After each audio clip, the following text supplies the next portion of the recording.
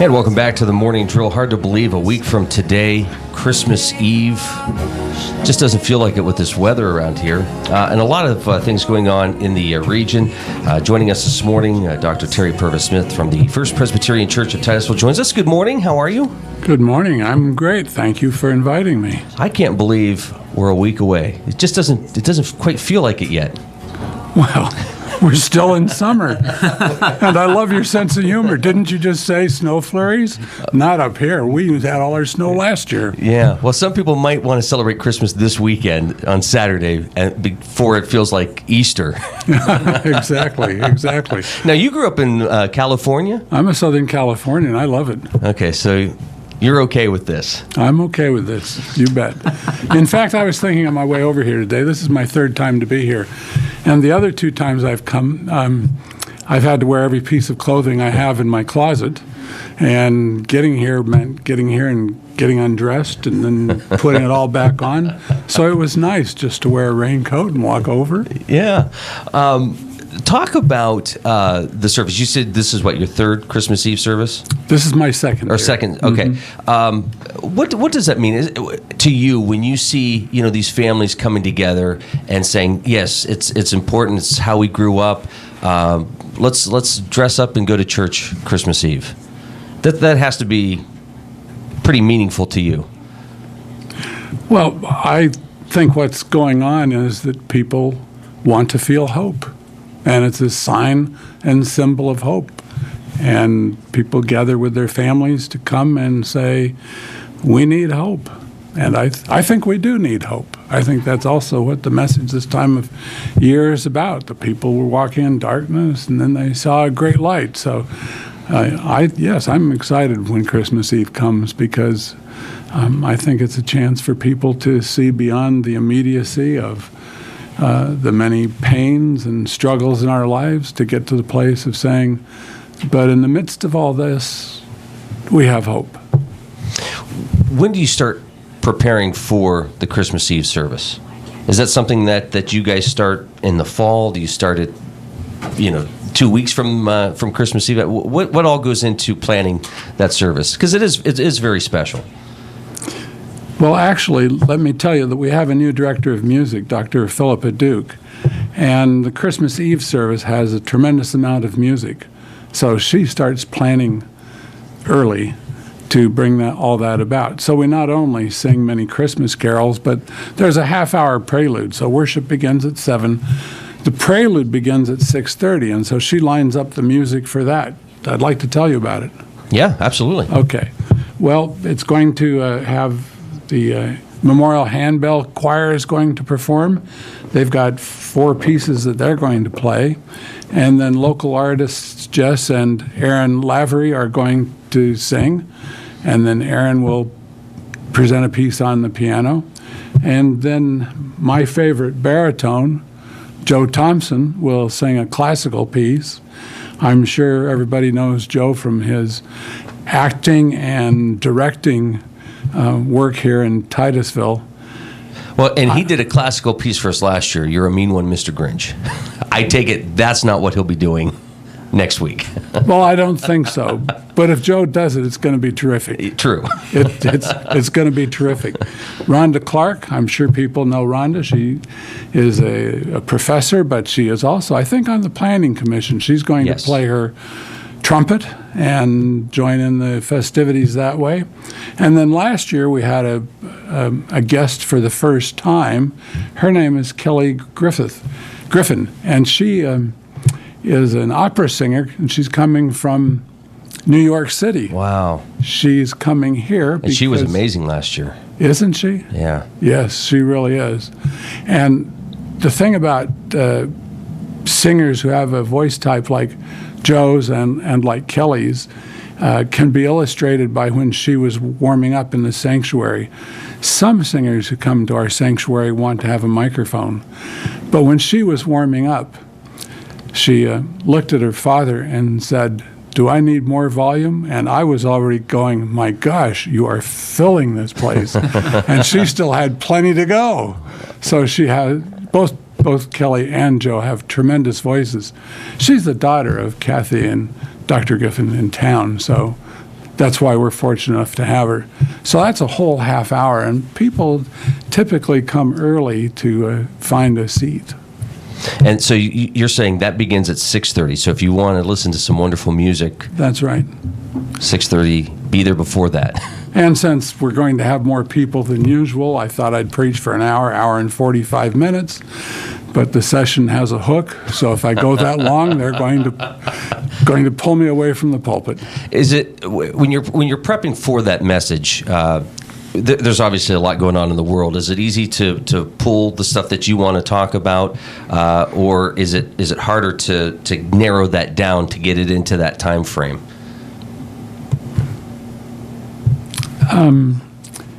I've been doing this for more than a couple of decades, so it doesn't feel hard to me to narrow it down. This year, no, I don't think it'll be difficult. I think I'm pretty excited about what I'm going to be preaching about. So I'd give you a preview, but Better yet, just we only have a few minutes. So Now- this is more than just a flash in the pan kind of inspiration. This is something that you really, really think about and prepare for. Yes. how much changes between even today and next Thursday? Anything? Will you adjust anything, or is it pretty well set? In my sermon? Yeah. Oh. Well, let me tell you a story. Okay. I was the pastor at First Presbyterian Church in Oklahoma City, and a gigantic church. It had 4 pipe organs, a sanctuary that seated 1,450 people. The chapel was enormous, and we'd have an 8:30 service in the chapel. And I don't write my sermons. I pretty much have my sermons in my mind. And after that 8:30 service, there would always be a woman who would wait at the back of the chapel, and after everybody had gone out, she would say, "I have a question about this," or "You lost me here." And so she would give me that feedback. Well, between 9:30 and when the next service started at 11, and that service was broadcast on the radio, I would, in my mind, make the adjustments that I thought was necessary, and then she would be home and would listen and let me know whether I got it right. So the way I preach is I know what I'm going to say, but I also feel free to move in directions that I probably wouldn't if I were following a manuscript. Now, of course, Thursday we mentioned, families coming together. A lot of times, parents, maybe they haven't seen their kids in months, or maybe since the last Christmas, and they come together. They're going to church. Kids that grew up with the church. You're from California. You've been in Colorado. Your family's sort of scattered. What do you do to connect with your family this time of year? Well, let's see. My son and his family are traveling this year. They live abroad, and there's a sick member of the family on my daughter-in-law's side, so they're traveling. So we'll think about each other, and if there's time, we'll talk on the phone. Christmas is a work day. Christmas Eve is a work day for me. And last year, my wife was gone, so she was traveling. So for us, we've come to define Christmas as a state of mind. And so our Christmas could be on December the 15th or January the 3rd. When we all get together, that's when we celebrate. So, Does technology help? Skyping with grandkids or your own kids? Skyping helps a lot. Although I enjoy the Skyping. It's great to see the grandkids. But I'm highly invested in writing to my grandchildren because I don't want that art to be lost. And now one of my reluctant grandchildren has taken up writing. So I feel really wonderful. One at a time, right? Yeah, absolutely. It is 8:32. We're here with Dr. Terry Purvis-Smith from the First Presbyterian Church at Titusville. This is the Morning Drill on Stream Television and the Allegheny News Talk Sports Network. Family obviously stressed this time of year with the holidays, and Mark and I talk a lot about the stresses of the holiday, and what's really important. I think it's probably one of those things easier said than done to tell somebody, yeah, don't worry about presents. It's not about that. It's about this. What do you say to those who you can see who are, visually just stressed over the holidays? Maybe money is tight. Maybe there's too much. Maybe they're talking about getting, too many presents. What do you do to sort of ground those folks back to the reality of what the holiday is about? Well, that's something we're doing all year because all year long we're talking about God's grace and our gratitude for that grace and how do you show it. And maybe the congregation as a whole picks up on this idea in the sense that on Christmas Eve, the offering that's received goes to associated charities. And so the message there is it's not simply what we're giving each other. It's are we living out our faith, which is to lift up the lowly, help feed the hungry. So we encourage people all year long to relate in that way to each other. This just isn't celebration. This is reflection. Oh, absolutely. You bet it is. And to talk about the preciousness of life. In a church community, people are pretty aware of how precious it is because over the course of a year, members of the church that people have loved have died, and we miss them, and that helps people stay grounded because then they think, what means the most to me? You've worked hard at trying to empower those folks sitting in church every Sunday to go out and make a difference, not just this time of year, but throughout the entire year. Do you ever experience somebody doing that? Do you ever walk by and see a situation where somebody listened and somebody's doing this and feel good about that? I was walking from the church to the pharmacy this week, and I came up to the intersection, and there was a man walking against the light. And he was way ahead of me, and I, too, walked against the light. And when I reached up to him, I said, "Oh, you're from Titusville, aren't you?" And he said, "How do you know?" And I said, "Well, you made a Titusville stop." And he said, "What's that?" And I said, "That means in Titusville, if there are no cars coming, you ignore the light." And I said, "I've learned." And so we got to talking, and he said, we introduced ourselves, and he said, "I won't be able to recognize you because I can barely see. So 10 minutes from now, if I meet you again, I won't know who you are." And we got to talking, and he was telling me about a trip to the doctor. And then I realized, and I said, "Do you know?" And I named the person. And he said, "Yeah, he's the one that drives me to the doctor." Wow. And I thought, that's where it's at. And so you see those things, and there are people in all of our churches who are reaching out and doing things that are very caring all year long. And maybe you see them, maybe you don't. And maybe you don't. And maybe you don't. I'll tell you another thing that's terribly moving, and that's what's happening because of Alzheimer's. And what's happening is I see people living out the meaning of their marriage vows, which are for better, for worse, in sickness and in health. And I see men caring for their wives and wives caring for their husbands in incredibly difficult circumstances. But they are. And I'm just continually inspired by their love and their commitment. Is that what keeps you going?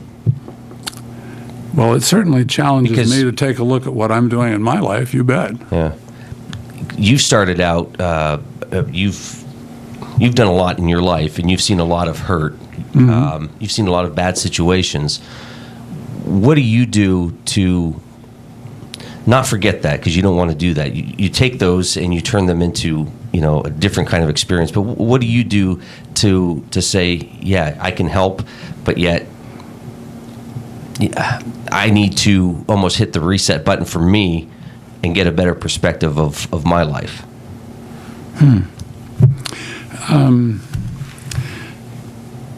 That's a very complex question. The reason it's complex is I don't help. I think God helps. And so the reason I say that is there may be occasions when I'm there and when something happens, but But I really believe that that's God that's doing it. And so I think God calls us into relationship with people. So I try and build relationship with people. And then if in that relationship somebody is struggling with something and they want to talk about it, or they want a hug, or whatever they want, if God has caused that to happen, then I think God will bring the healing that's necessary. And sometimes it's amazing. The really nice part is that sometimes months or years later, somebody will say, "Do you remember the time?" And that's what lifts you up. It's the same thing as school teachers here. I'm sure school teachers get fatigued and tired and wonder, is it doing any good? Until they see a student some years later comes back and says, Absolutely. "I remember your math class." Yeah, absolutely. Well said. Okay, we're wrapping things up here this morning. Real quick recap, and then I got one more really tough question for you. Recap what's going on a week from today. Well, we're having Christmas Eve worship. The prelude begins at 6:30 and lasts for a half hour. And then after that, we'll have Christmas Eve worship, as will all the other churches, or many of the other churches in the community. And I urge your viewers to attend a church where they feel comfortable. And, of course, at First Presbyterian Church, we'd be delighted if you came and celebrated with us. The really tough question. Denver and Pittsburgh this Sunday. Is that a tennis match? Enough said. It's going to be, yeah. Thank you very much for your time this morning. Merry Christmas. Thank you, and same to you. Mark, what'd you learn today? Wow. Well, it's been a while since you've been here, and it was nice to learn about all of the things that are going on, especially the prelude. I love music. Unfortunately, I don't think I'll be there, but I love what you talked about. Well, I know where it'll be telecast. That's true. That's true. Yeah. How about you, Doc? What'd you learn today? What did I learn Yeah. today? Well, I relearned something, and that's because I was here in time to see the previous interview. And I relearned that there are small businesses in this community that are thriving and are very important to the entire community. And I want to celebrate that for Titusville. Thank you. And a nice connection. They make a lot of ribbons that are used in Bibles. So Yep. there you go. All right. Have a great Thursday, and great seeing you. Thank you very much. Thank you. We'll be back tomorrow morning, 6 to 7 for Daybreak News and 7 to 9 for the morning drill. Have a good Thursday, everybody. Absolutely. Yeah, tell me. The wrong shall fail, the right prevail, with peace on earth, goodwill to men. Good